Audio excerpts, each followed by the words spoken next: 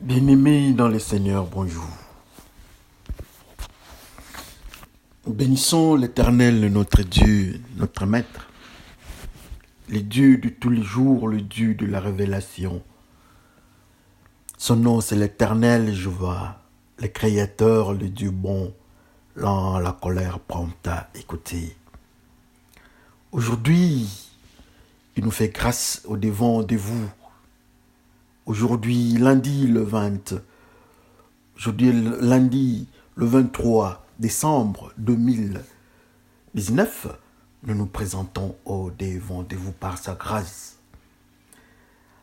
Alors, avant de commencer toute chose, nous nous laissons entre les mains du Seigneur. Prions le Seigneur. Le Dieu merveilleux, le Dieu glorieux, le Dieu de tous les jours, qui est Alpha, qui est Oméga, qui est le début, qui est la fin. Nous glorifions ton nom. Nous nous voici au devant de toi pour te dire merci pour cet instant. Prends contrôle de notre bouche et parle à ton peuple. Si ça doit venir de nous, assurément, ça viendra du cœur mauvais de l'homme. Mais nous voulons que ça vienne de ton trône, de ta gloire, que cette parole soit la source d'inspiration pour ton peuple. Et quand nous allons parler, que ton peuple soit à mesure de comprendre, de saisir et surtout obéir, appliquer ta parole. Par le nom de Jésus-Christ, nous te glorifions, Père. Nous disons Amen. Bien-aimés dans le Seigneur, bonjour encore. C'est votre frère Bifalo Bifoulou du ministère de l'Armée Bleue. Aujourd'hui, ça fait un peu longtemps, on ne s'est plus parlé. Tout se fait par la grâce de Dieu, comme il vient de nous faire grâce aujourd'hui, au devant de vous encore. Nous avons une petite exhortation intitulée « La cité bicéphale ». Alors notre sujet de ce jour, la cité bicéphale, nous avons trois petits textes. Le premier texte pour la cité bicéphale, nous sommes dans 1 Roi 13. 1 Roi 13, dans son premier verset, lisons par le nom de notre Seigneur Jésus-Christ. Voici un homme de Dieu arriva de Juda à Bethel par la parole de l'Éternel, pendant que Jéroboam se tenait à l'autel pour brûler de parfums. Amen. Le deuxième texte que nous avons, c'est dans Genèse 28, du 10e jusqu'à son 12e verset. Lisons par le nom de notre Seigneur Jésus-Christ. Jacob partit à Béchaba et s'en alla à Charan. Il arriva dans un lieu où il passa la nuit, car le soleil était couché. Il prit une pierre dont il fit son chevet, et il se coucha dans ce lieu-là. Il eut un songe, et voilà une échelle était appuyée sur la terre, et son sommet touchait au ciel. Et voici les anges de Dieu montaient et descendaient par cette échelle. Et Amen. Le dernier texte que nous avons, c'est dans Genèse 28 à son 19e verset. Lisons encore par le nom de notre Seigneur Jésus-Christ. Il donna à ce lieu le nom de Bethel, mais la ville s'appelait auparavant Luz. Et nous disons tous Amen. Bien-aimés dans le Seigneur, comme nous avons dit, nous avons intitulé notre message de ce jour « La cité bicéphale » avec nos trois petits textes. Le premier texte, nous avons parlé de l'histoire de Jéroboam. Jéroboam qui s'est retrouvé à Bethel. Et il était prêt, il était en train de faire un sacrifice, de brûler le parfum. Subitement, un homme de Dieu apparaîtra au-devant de lui. Et ceux qui lisent la Bible connaissent la suite de cette histoire. L'homme de Dieu a déclaré, il a parlé contre. Il a parlé contre la zone là où était le roi, là où le roi devait faire les sacrifices, là où il devait brûler le parfum. L'homme de Dieu a fait la déclaration et le roi n'a pas su supporter. Le roi Jéroboam n'a pas su supporter. Il s'est attaqué à l'homme de Dieu. Et vous connaissez la suite. Le bras, la main du roi était paralysé. Aujourd'hui, nous n'allons pas parler de cette histoire-là. Mais nous retenons seulement que le roi Jéroboam brûlait le parfum à Bethel. Et Dieu n'était pas d'accord avec cet acte-là que lui, le roi, avait poussé. Le deuxième texte, c'est l'histoire de Jacob. Jacob, dans son agitation, dans son conflit avec son frère Ésaü, il doit partir chez son oncle Laban. En fuyant dans cette agitation-là, dans cet imbroglio, il ne sait pas où partir, quel chemin prendre. Il chercha la face de Dieu. Fatigué dans une zone, désespéré dans une zone, seul dans le coma, il est fatigué. Il prend une pierre, une main, et il pose sa tête sur la pierre. C'est un peu intéressant de prendre une pierre et déposer sa tête là-bas. Assurément, ça fera mal. Mais c'est ce qu'il avait fait et c'est ce que la Bible nous dit. Ça a surtout un caractère prophétique. Alors, en posant cet acte-là, il prend sa tête, il met sa tête sur la pierre. Un phénomène s'est passé. Qu'est-ce qui s'était passé? Et voilà, ses yeux s'ouvrent. Ses yeux s'ouvrirent. Il constate, il voit l'échelle. Du bas de l'échelle et le sommet de l'échelle touchait le ciel. Il y avait un mouvement angélique de haut en bas, de bas en haut, à cette jour-là. Alors l'homme de Dieu était stupéfait. Jacob était stupéfait. Qu'est-ce qu'il dit? Il dit assurément, c'est dans cette zone, c'est ici que Dieu habite. Et il a nommé cette zone-là, là où Dieu habite, selon lui, il a nommé ça Bethel. Et la Bible nous dit qu'avant, la zone, ou bien la ville, la cité, l'endroit n'était pas Bethel, mais c'était Luz. Alléluia. 3 textes que nous avons. Nous avons eu 3 textes. Et nous avons aussi intitulé notre message « La cité bicéphale ». Quand nous regardons les 3 textes et nous regardons notre intitulé, apparemment ça n'a pas de rapport. Nous avons beaucoup de paroisses, nous avons beaucoup d'églises, nous avons beaucoup de communautés, souvent avec le nom de Bethel. Mais entrons un peu dans le principe de Bethel.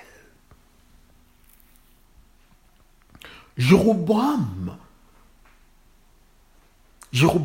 un roi têtu, un roi rebelle, un roi qui ne respectait pas Dieu. Il est parti lui-même dans la ville de Bethel, dans la cité de Bethel. Il a fait ce qu'il a fait. Il a brûlé les parfums. Lui, il n'était pas sacrificateur. Lui, il était déjà en conflit avec Dieu. Mais il a fait cela pour se moquer de Dieu à Bethel. Et Dieu a maudit. Dieu a maudit la zone. Dieu a envoyé son serviteur venir parler à Bethel. Et dans la même zone, dans la même ville, quand l'homme de Dieu est venu à Bethel, il a trouvé encore un vieux prophète. Et l'homme de Dieu qui était venu dans Bethel, qui venait des Judées, la Bible les désigne comme étant un jeune prophète. Mais à Bethel, il y avait un vieux prophète. Dieu a donné les instructions aux jeunes prophètes de ne ni manger ni boire à Bethel. Ne touchez rien à Bethel. Ne mangez pas, ne buvez pas à Bethel. Et dans le même principe de Bethel, il y avait un vieux prophète. Quand on lui a parlé du jeune prophète, il a demandé un principe spirituel.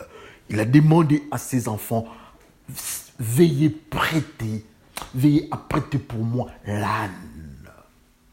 Si nous regardons dans le monde spirituel ou prophétique, l'âne représente un animal impur. C'est pour cela que vous comprendrez des fois, on parle du prophète Balaam qui avait l'âne. On parle de l'enfant d'Abraham avec Agar. La Bible nous dit que Dieu dit qu'il sera comme un âne sauvage, qui est synonyme d'impureté. Et voilà, cet homme, le vieux prophète, avait aussi l'âne.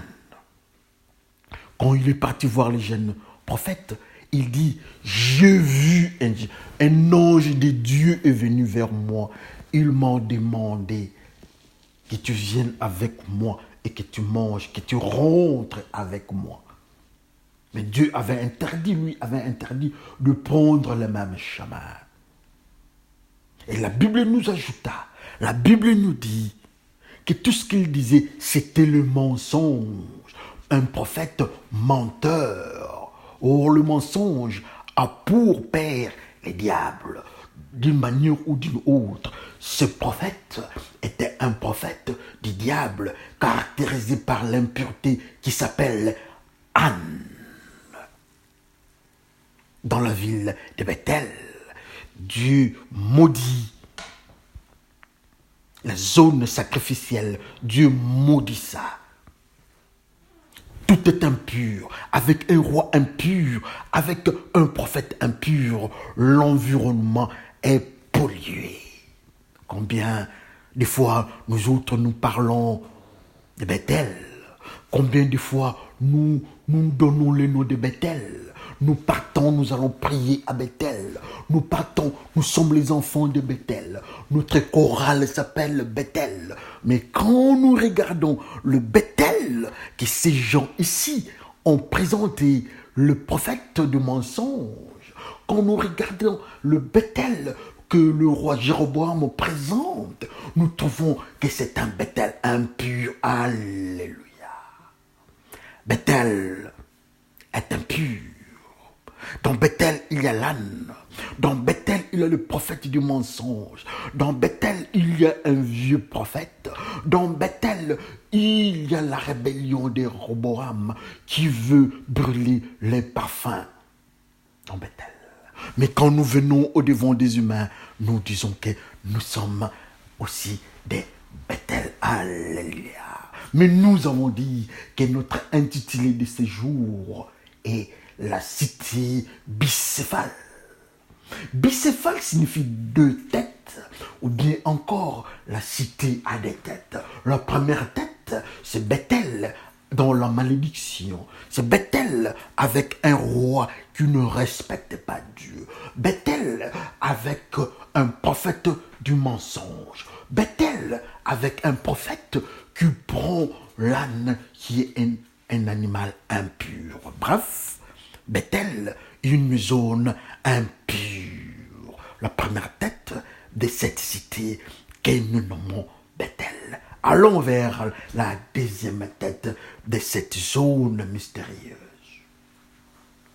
L'homme de Dieu qui s'appelle Jacob, qui cherche la face de Dieu, il lui prend la tête, il dépose sa tête. Je vais ouvrir une parenthèse.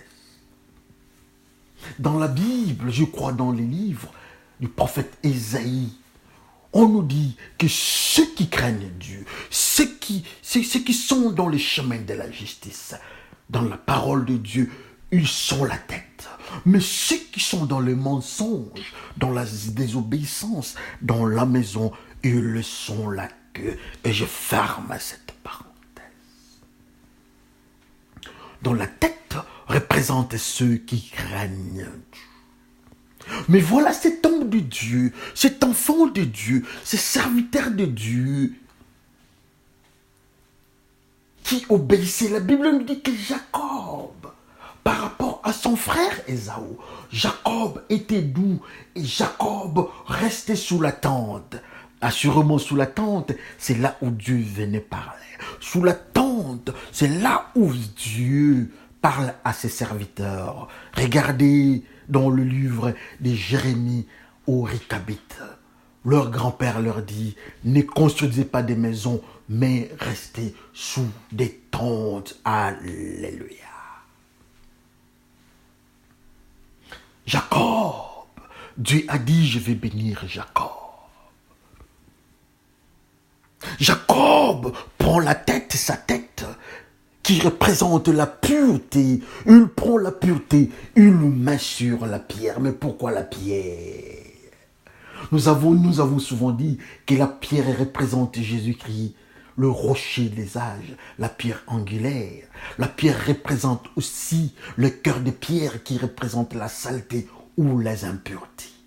Mais dans cette circonstance, la pierre représente l'impureté ou bien la pureté. Nous allons découvrir. Oh, la cité bicéphale. Nous ne savons pas jusqu'à présent. Cette pierre représente Jésus-Christ, le rocher des âges, je m'excuse. La pierre angulaire, ou bien ça représente les impuretés, le cœur mauvais, le cœur de pierre.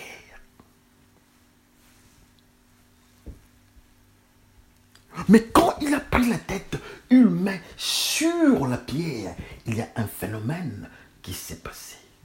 Ses yeux s'ouvrent, les yeux spirituels s'ouvrent, il voit les anges descendre et monter.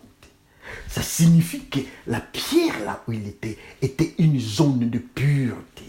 Pour dire qu'il a pris sa tête, il l'a mis sur Jésus-Christ. Il a pris la tête, il a pris ceux qui craignent Dieu. Ils le mettent, je m'excuse, sur Jésus-Christ. Il les a mis pour qu'ils aient la base de Jésus-Christ. Pour dire encore que ceux qui craignent Dieu, quand ils se mettent sur Jésus-Christ, quand ils ont pour base Jésus-Christ dans la crainte de Dieu, leurs yeux spirituels s'ouvrent, ils voient la gloire de Dieu. Ils voient le mystère, leurs yeux s'ouvrent, ils partent directement vers Dieu. En se mettant sur Jésus-Christ, en se mettant sur la sainteté. Et voilà cet homme de Dieu dit, assurément ça c'est le trône de Dieu. Assurément ça c'est ici que Dieu reste. Et cette place, son nom, c'est Bethel. Et voilà la deuxième tête de cette cité qui s'appelle Bethel. Comme nous avons intitulé notre message de ce jour, la cité bicéphale. Bethel. À la première tête, impure, là où il y a Jéroboam, qui vient brûler les parfums dans la maison de Dieu. Un roi impur. À Bethel de Jéroboam, nous avons le vieux prophète qui est dans le mensonge. À Bethel, il y a la rébellion. À Bethel, Dieu libère la parole de la destruction et de l'impureté à Bethel. Ça, c'est la première tête. Mais la deuxième tête, toujours du terme spirituel Bethel, nous voyons que c'est une zone qui représente ceux qui craignent Dieu, la tête. Et quand ceux qui craignent Dieu se mettent sur Jésus-Christ, ils voient, leurs yeux s'ouvrent comme Étienne. Ils sont dans le principe d'Étienne. Les yeux vont s'ouvrir. Quand ils sont purs, ils vont voir ce qui est pur. Et Jésus-Christ lui-même, il a dit, vous allez voir les anges de Dieu monter et descendre. Et voilà, cet enfant de Dieu, cet homme de Dieu a vu cela. Pour le même principe qui était dans la pureté. Et il dit que cette zone-là s'appelait Bethel. Et c'est la deuxième tête de Bethel. La ville bicéphale. Bethel représente l'impureté et Bethel représente la pureté. Mais quand nous venons à l'église de Dieu, souvent nous tous, nous parlons de Bethel, nous parlons de Bethel, nous tous. Mais quand nous venons dans notre vie privée, souvent ça laisse à désirer. Il y a même des hommes mystiques, il y a même des magiciens, il y a même des occultistes qui présentent, qui donnent pour nous dans l'air culte, dans leur maison, dans leur zone secrète. Ils nomment ça Bethel. Ils sont impurs. Ils nomment ça Bethel, ils nomment ça Bethel. Oui, c'est vrai. Ça se nomme Bethel parce qu'ils sont dans la descendance du roi Jéroboam impur. Ils sont dans la descendance de ce prophète du mensonge impur. Ils sont dans la descendance de ceux qui sont dans la rébellion, toujours Bethel. Mais alors, ma petite question est celle-ci. Quand nous venons au devant de Dieu, Dieu nous voit sous quelle forme de Bethel? Il nous voit Bethel de Jéroboam, ou bien il nous voit comme étant Bethel de Jacob. Que chacun regarde sa vie. Que chacun constate de quelle manière il se comporte. Que chacun regarde, il prend quel côté de la vie. Que chacun regarde, il est pur ou bien il est impur. Que chacun regarde à côté de lui, est-ce qu'il y a l'âne? Que chacun regarde à côté de lui, il a quel type de film? Que chacun regarde dans son téléphone, il a quel type de message? Que chacun regarde comment est-ce qu'il se comporte face aux femmes d'autrui. Que chacun regarde comment il se comporte au mari d'autrui. Que tout le monde se regarde. Est-ce que nous sommes dans la crainte de Dieu ou bien nous sommes comme Jéroboam ou bien comme le vieux prophète? Que tout le monde regarde sa vie. Il ne suffirait pas seulement de dire que nous sommes de Bethel. Tout le monde aime le terme Bethel.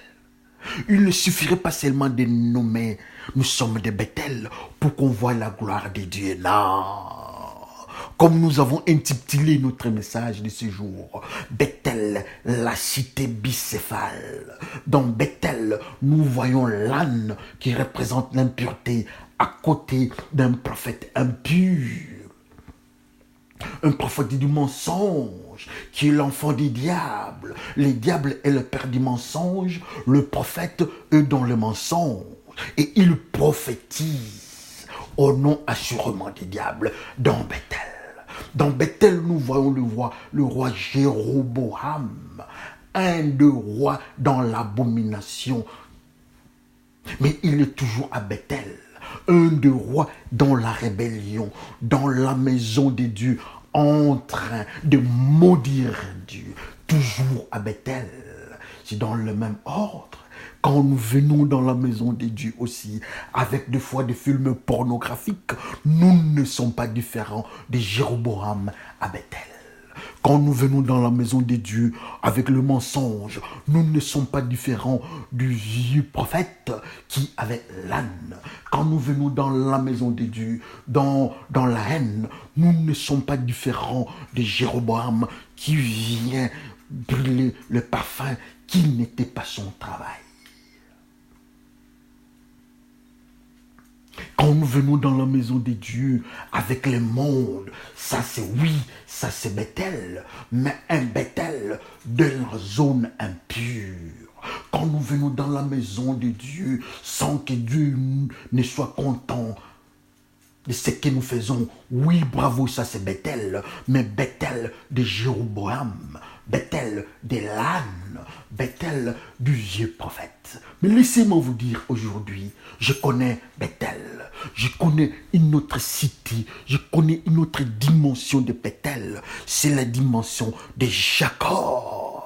Il dit que quand nous partons à Bethel, on met la tête sur la pierre pour dire encore que ceux qui craignent Dieu, comme Isaïe dit lui-même, que ceux qui sont dans la justice, que ceux qui pratiquent la justice, ils sont la tête. Alors voilà, Jacob prend la tête, il met la tête sur le roc qui est Jésus-Christ. Parce que Jésus-Christ est la fondation de ceux qui craignent Dieu. Jésus-Christ est la base de ceux qui craignent Dieu. En se mettant sur Jésus-Christ dans la crainte de Dieu, le royaume de Dieu est proche de nous. Et nous avons la porte ouverte. Comme lui-même, Jacob, a vu le royaume de Dieu, a vu le trône de Dieu s'ouvrir au devant de lui. Toujours Bethel. C'est Bethel que moi je connais. C'est ce Bethel-là que je suis en train de vous demander. Allons à Bethel. Ne partons pas à Luz. Quand c'était Luz, il n'y avait pas de pierre. Quand c'était Luz, il n'y avait pas de tête. Il fallait qu'on ait une combinaison de la tête, de la pureté et de la pierre pour que ça donne Bethel, pour qu'on soit dans la gloire de Dieu, pour qu'on soit dans la crainte de Dieu, pour qu'on soit les élus de Dieu. Ce n'est pas avec Jéroboam, ce n'est pas avec les vieux prophètes, mais de l'autre côté, c'est avec Jacob, avec la tête, plus la pierre. C'est à nous de choisir. C'est à nous de choisir. Au devant de nous, nous avons une cité bicéphale. C'est à nous de choisir. Au devant de nous, nous avons une cité avec deux chemins. C'est à nous de choisir. Nous avons au devant de nous une cité avec deux portes. Une porte vers l'enfer, là où Jéroboam nous amène, là où le vieux prophète nous amène, là où l'âne nous amène, et une autre porte, je m'excuse, vers le royaume de Dieu, là où les purs vont partir, là où les élus vont partir, là où les saints vont partir, là où ceux qui sont lavés par le sang de Jésus-Christ vont partir, là où ceux qui craignent Dieu vont partir, là où ceux qui pardonnent vont partir, là où ceux qui obéissent à la parole de Dieu vont partir, là où ceux qui sont lévites vont partir, là où ceux qui sont des naziréens vont partir, là où ceux qui sont dans la crainte de Dieu vont partir. Alors nous autres, dans cette génération, une génération impure, une génération de la méchanceté, une génération qui hait Dieu, une génération de la rébellion. Nous sommes vers Jéroboam, vers l'enfer, vers le feu, ou bien nous sommes vers Jacob qui nous amène dans la gloire de Dieu. Ô Bethel, une cité bicéphale. Aujourd'hui, quand nous partons à l'église, nous constatons que l'église est en train de prendre le chemin de Bethel, de Jéroboam. Quand nous venons, nous regardons le pasteur, nous constatons que les pasteurs ont pris la direction de Jéroboam. Les anciens ont pris la direction de l'âne. Les diacres ont pris la direction du vieux prophète.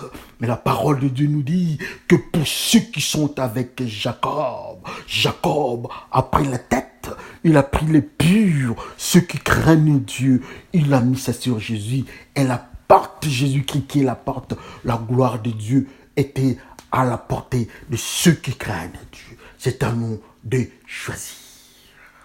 Jésus-Christ frappe à la porte. Il est en train de nous appeler. Il veut nous montrer. Il veut nous montrer le nouveau système. Il est en train de nous chercher. Il est en train de nous appeler. Il nous appelle par nos noms. Il veut nous donner une autre occasion. Une nouvelle occasion. Jésus-Christ frappe à la porte. Peut-être nous avons pris la direction de Jéroboam avec le même nom, Bethel, mais destination avec pour roi Jéroboam. Peut-être nous sommes en train de prendre, nous sommes en train de suivre la direction de Bethel avec comme moyen de transport l'âne. Peut-être nous sommes en train de prendre la direction de Bethel, mais avec un prophète menteur. Comme conséquence, nous sommes en train de partir dans le chemin de feu, là où il y a le feu. Mais laissez-moi vous dire, l'amour de Dieu est encore là. Il frappe à la porte. Nous sommes aux États-Unis, nous sommes en Afrique, en Australie, en Europe, que sais-je encore. Nous sommes vieux, nous sommes jeunes, nous sommes hommes, nous sommes femmes, nous travaillons, nous sommes à la maison, nous sommes étudiants, nous sommes pasteurs, nous sommes généraux, nous sommes policiers, nous sommes politiciens, nous sommes gouvernants, nous sommes gouvernés. Mais tous, il y a un phénomène qui se passe, c'est quand nous nous mettons sur le roc. Qui sont ceux-là qui se mettent sur le roc? Ce sont ceux qui sont dans le principe de la justice. Ce sont ceux-là qui sont dans le principe de la paix. Ce sont ceux-là qui sont dans le principe de la tempérance, le principe de la douceur, le principe de la maîtrise de soi, le principe de l'amour. Bref, ceux-là qui sont dans le principe de fruit du Saint-Esprit, ils vont trouver leur place sur le roc. Alors, quand ils vont trouver leur place sur les rocs, ils vont voir leur gloire de Dieu. Ils auront une porte ouverte. Et cette porte-là, ça s'appelle Jésus-Christ. Mais devant là-bas, on écrit aussi Bethel. Oh, Bethel, la ville, la cité bicéphale. Aujourd'hui, le grand jour. Aujourd'hui, la jour la plus importante pour nous dire qu'au-devant de nous, nous avons Bethel. Bethel de Jéroboam qui est roi. Et nous avons aussi Bethel qui est Jésus-Christ qui est roi. Aujourd'hui, nous avons Bethel qui a comme moyen de transport l'âne. Et de l'autre côté, nous avons Jésus-Christ qui est le chemin. Aujourd'hui, nous avons aussi le dernier qui est le prophète du mensonge qui est le diable. De l'autre côté, nous avons Jésus-Christ, l'agneau immolé. C'est à nous de choisir. Et nous tous, nous sommes à Bethel. Bethel, la ville, la cité, la nation, le peuple bicéphale. Bethel, une culture bicéphale. Bethel, une philosophie bicéphale. Bethel, un enseignement bicéphale. Il y a Jéroboam qui est le roi impur. Il y a Jésus-Christ qui est le roi pur. Dans Bethel, il y a la mort qui est avec Jéroboam. Et il y a Jésus-Christ qui est le roi aussi, qui est la vie, toujours à Bethel. Alors vous, frères et sœurs, qui m'entendent aujourd'hui, vous avez choisi. Regardez votre vie. Vous saurez qui est votre roi. Regardez votre vie. Vous saurez quel est votre moyen de transport. Regardez votre vie. Vous saurez qui est votre prophète. Ou bien quelle est la prophétie que vous êtes en train de suivre. La prophétie du mensonge, du vieux prophète. Ou bien la prophétie de la vérité qui est Jésus-Christ lui-même. Du prophète qui vient de Judée. Que chacun regarde sa vie. Que le Seigneur vous bénisse. Prions le Seigneur. Oui, éternel Dieu de gloire, nous sommes malheureux. Nous constatons au-devant de nous que nous parlons tous de Bethel. Mais quand nous regardons Bethel, nous constatons avec amertume encore que nous avons tendance d'aller vers Jéroboam, vers l'âne, vers le vieux prophète. Mais une chose est certaine, que la mort de la croix a tout changé. Nous voulons changer de direction. Nous voulons naître de nouveau. Nous voulons avoir un cœur nouveau. Enlève le cœur de Jéroboam qui est le cœur de pierre et donne-nous un cœur humain qui va obéir à ta parole pour que nous soyons du côté de Jacob. Et nous allons voir la gloire de Dieu. Merci Seigneur pour cette soirée. Souviens-toi de ton peuple qui a écouté cette parole. Par le nom de Jésus, Père, nous te glorifions. Nous disons tous Amen. Que mon Seigneur vous bénisse. Nous allons encore nous voir à la prochaine. Mais souvenez-vous qu'au-devant de nous, il y a un roi qui est à Bethel, qui s'appelle Jéroboam, un roi impur. Et il y a aussi Jésus-Christ qui est de l'autre côté, qui s'appelle le roi de la pureté, toujours avec Jacob à Bethel. C'est à nous de choisir. Merci et à la prochaine. Et ciao.